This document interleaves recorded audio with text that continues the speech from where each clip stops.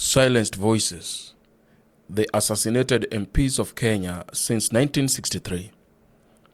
Kenya, a nation whose independence in 1963 heralded hope and promises of democratic governance, has had a turbulent political journey. Among the dark chapters in this journey is a string of political assassinations, politically targeting members of parliament, MPs, and prominent leaders. These killings have raised disturbing questions about power struggles, political intolerance, and the deep state. This exposé revisits some of the most shocking assassinations of Kenyan MPs since independence and analyzing the circumstances, the suspected motives, and the legacy they left behind. Number 1. Pio Gama Pinto, assassinated February 24, 1965. Position: nominated MP. Party: KANU, Kenya African Union. Constituency: non-nominated. Pio Gama Pinto, a gone Kenyan freedom fighter and vocal socialist, was the first political assassination in independent Kenya. Known for his support of socialist policies and ties to the left-wing faction within KANU, Pinto was a key ally of Oginga Odinga, Kenya's first vice president. He was gunned down outside his home in Nairobi.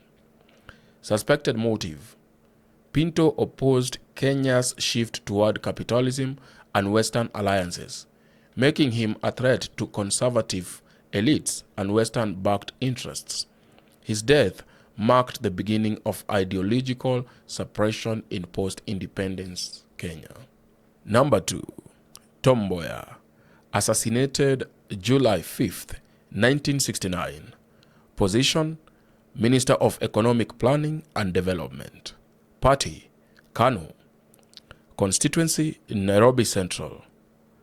A charismatic Luo politician, trade unionist, and Pan-Africanist, Tom Mboya was one of Kenya's most promising leaders.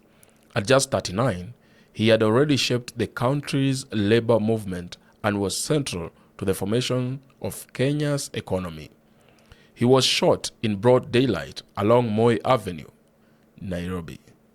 Suspected motive: Mboya was seen as a potential successor to President Jomo Kenyatta, causing internal rifts within the Kikuyu-dominated government. His assassination whitened the ethnic divide and left deep scars in Luo-Kikuyu relations. Number 3. J.M. Kariuki, assassinated March 2nd, 1975. Position: MP for Nyandarua North. Party: KANU. Josiah Mwangi Kariuki, popularly known as J.M. Kariuki, was a popularist MP and a former private secretary to Jomo Kenyatta.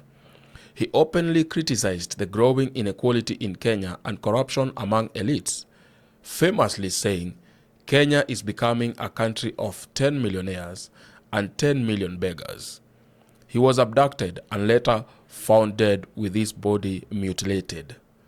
A suspected motive: JM's popularity and his stance against corruption made him a threat to the status quo.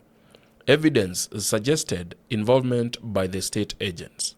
A public outcry followed, leading to riots and protests, but justice was never served. Number 4. Bishop Alexander Kipsang Muge died August 14, 1990. Suspicious circumstances. Opposition: not an MP, but a vocal church leader involved in political activism. Affiliation: clergy and civil rights defender. Though not an MP, Bishop Muge was a key figure in the political sphere. He challenged the Moi regime and warned against injustices. He died in a suspicious road accident shortly after being warned not to enter certain regions. Relevance: his death is often included in list of political assassinations due to his strong ties to pro-democracy, MPs, and influence on opposition politicians like James Orengo and Raila Odinga. Number 5. Robert Ouko, assassinated February 13th, 1990. Opposition, MP for Kisumu Town and Minister of Foreign Affairs. Party, KANU. Ouko's death is perhaps the most mysterious and high-profile political assassinations in Kenya's history.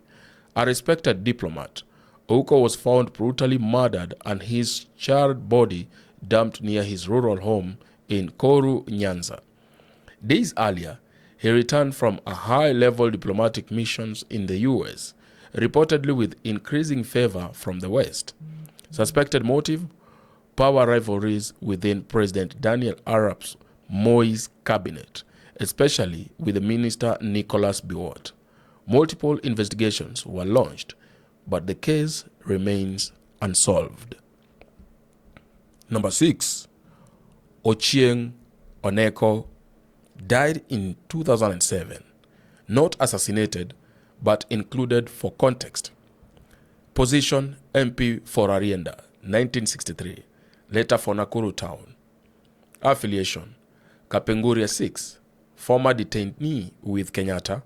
While Oneko died of natural causes, his story as one of the few politicians who transitioned from the colonial resistance to post-independence politics without being assassinated is notable.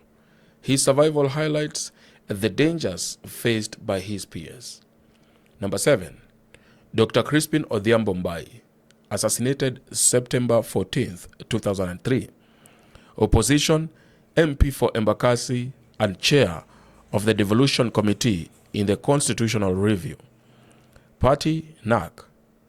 Dr. Mbai was a leading voice in the constitution-making process and supporter of strong devolution. He was shot dead in his Nairobi home by gunmen during the heat of Kenya's constitutional reform process. Suspected motive? His push for decentralizing power through devolution threatened entrenched political interests. Despite arrests of low-level suspects, the masterminds remain unknown. Number 8. George Mushai, assassinated February 7th, 2015. Position, MP for Kabete. Party Jubilee Coalition, TNA. A trade unionist and MP, George Mushai, was gunned down early in the morning near Nyayo House in Nairobi. Mushai had raised concerns about corruption within the Central Organization of Trade Unions, COTU, and had asked for an audit of union finances. Suspect motive? Many suspected a politically linked mafia was behind the hit due to his whistleblowing. Officially, the government said it was a robbery, but skeptics point to the precision and boldness of the attack as hallmarks of a targeted assassination. Number 9. Joseph Giseri, died July 8, 2017. Mysterious circumstances. Position, MP for Kajiado Central and Interior Cabinet Secretary. Party, Jubilee. Though serving in the cabinet at the time of his death, Giseri was a long-time MP. He died suddenly just before the 2017 elections. The government said he died of a heart attack, but the timing and the secrecy around his death led to suspicions. Relevance. As a security minister during a tense political period, his sudden demise raised concerns of internal sabotage or silencing. Number 10. John Seirut, died 2022. Natural causes.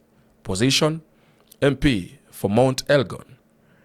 Though not assassinated, Serut's involvement in violent politics and militia activity in Mount Elgon led to his inclusion in various human rights reports. His career illustrates the dangers surrounding MPs who operate in volatile regions. Partners of political elimination. These killings exhibit a pattern: ethics and factional rivalries. Many assassinated MPs came from communities or political camps seen as threatening to those in power. Whistleblowers and reformists. MPs like J.M. Kariuki, Dr. Mbai, and George Mushai were pushing for accountability, devolution, or social justice when they were eliminated. Unsolved cases and impunity. None of the high-profile assassinations has led to a conviction of the masterminds, creating a culture of political impunity, state complicity, or negligence. In many cases, the state security agencies were accused of involvement or covering up the crimes. Legacy and lessons we learn from this. The bloodshed in Kenya's political corridors continues to haunt the nation. These assassinations did not just silence individuals, they stalled reforms, weakened democratic institutions, and sowed seeds of ethnic animosity. But they also birthed resistance. The death of Mboya and J.M. Kariuki radicalized a generation of leaders. Oko's death led to intense public pressure for accountability. Dr. Mbai's killing strengthened the push for devolution, which was later enshrined in the 2010 Constitution. From Pinto to Mushai, the assassination of MPs in Kenya is a dark testament of the costs of truth and reform in a volatile political environment. In conclusion, from Pinto to Mushai, the assassination of MPs in Kenya is a dark testament to the costs of truth and reform in a volatile political environment. These men paid the ultimate price for daring to challenge the establishment.